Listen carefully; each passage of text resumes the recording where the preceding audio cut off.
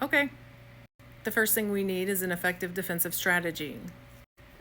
And we need not only the knowledge of who the enemy is, but also an understanding of who they are to be able to create an effective defensive strategy. And we know who they are, but let's break it down. Of course, we've got the ruling class: CEOs, politicians, billionaires, mega corporations, Wall Street, the banks, the boards of directors, but also hierarchy itself, which is the philosophy that some lives are more important than other lives, and they should be treated accordingly. But we also have, just like in the Matrix, the people who are so dependent upon this system that they will fight to protect it at all costs. So, yes, we know who they are, but do we understand who they are? This is who they are. And every single psychopath has three basic characteristics: narcissism, sadism, and Machiavellianism. All psychopaths have different degrees of each one of these character traits. Narcissism is characterized by a lack of remorse, a lack of empathy, a lack of compassion, a lack of ability to feel just about any emotion. They are empty in the way that a vampire is empty. They don't create anything. They consume things. They consume people. They're bullies, they're abusers, they're cowardly. They need a constant supply of other people's emotions, like adoration, respect. Their image is very important to them. Narcissists end up in the public eye. At their core, they are villains who want to be seen as a hero.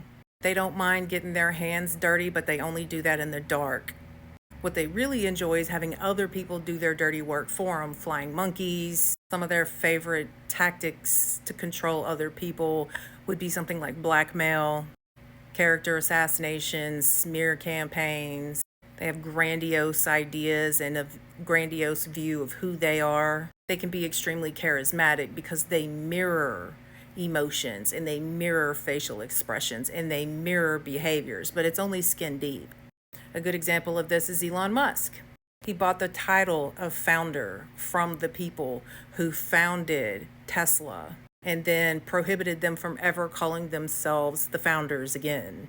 And they are not above using their own children as a human shield because they do not care about anyone or anything except themselves. There are different types of narcissism, but they are all fragile like a bomb, especially a malignant narcissist, which is kind of where Trump falls. If they're going down, everyone is going down with them.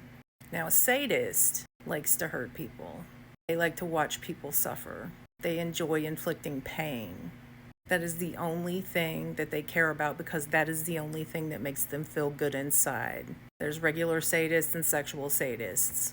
People with a high degree of sadism will become interrogators for the military or the CIA. People with a high degree of sadism like to punish people. You're going to find a lot of sadists in religion. They're the ones always going on about how you're going to be raped in hell by the devil.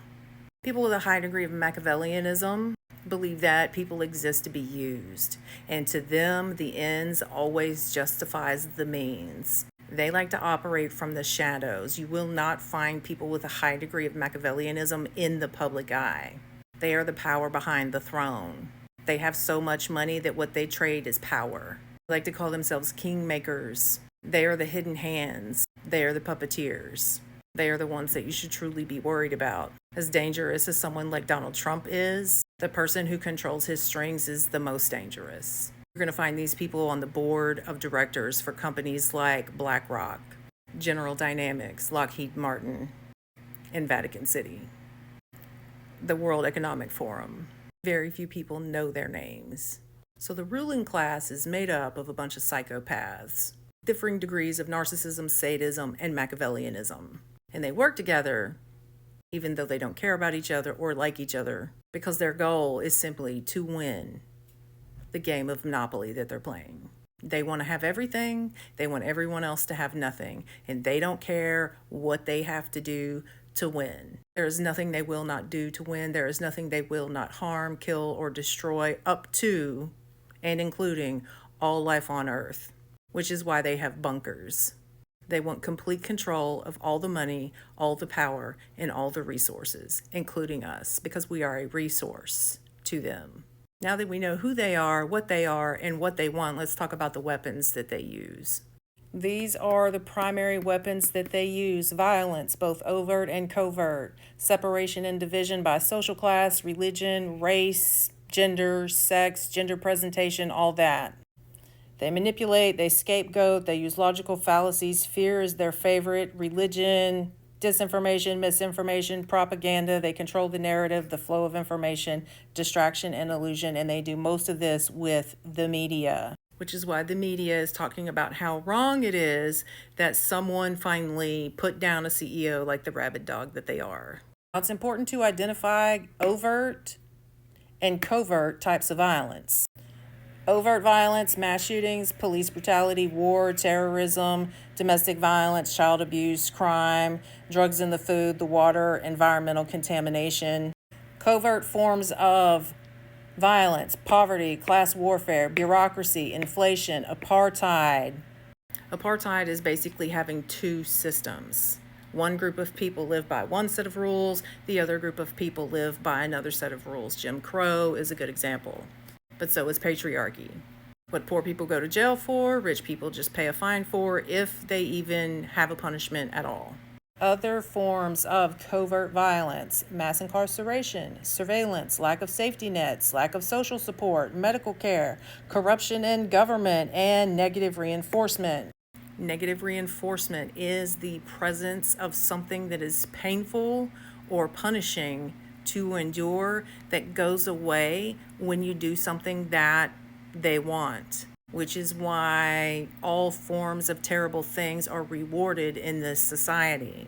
If you're willing to fuck over the people you work with, you will get promoted in your company. That is negative reinforcement. All of these weapons are incredibly powerful and incredibly useful.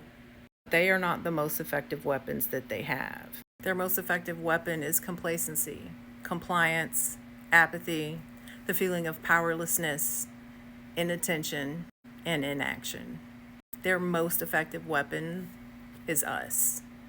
Our denial, our fear, our inability to cooperate with each other, our inability to face reality, and our ability to risk what we have to gain something better, which is their greatest weaknesses. Community is their true weakness. When we take care of each other, they are powerless, which is why they are so invested in dividing us in all of the various ways that they do. It's why they're so invested in making the little guy the enemy, like trans people who make up 1% of the population, or immigrants, people of color, black people, the poor, the disabled. None of these people are our enemies. Now that we understand all of these things, we can create an effective defensive strategy. It's not as hard as it sounds. And we'll talk about that in part 2.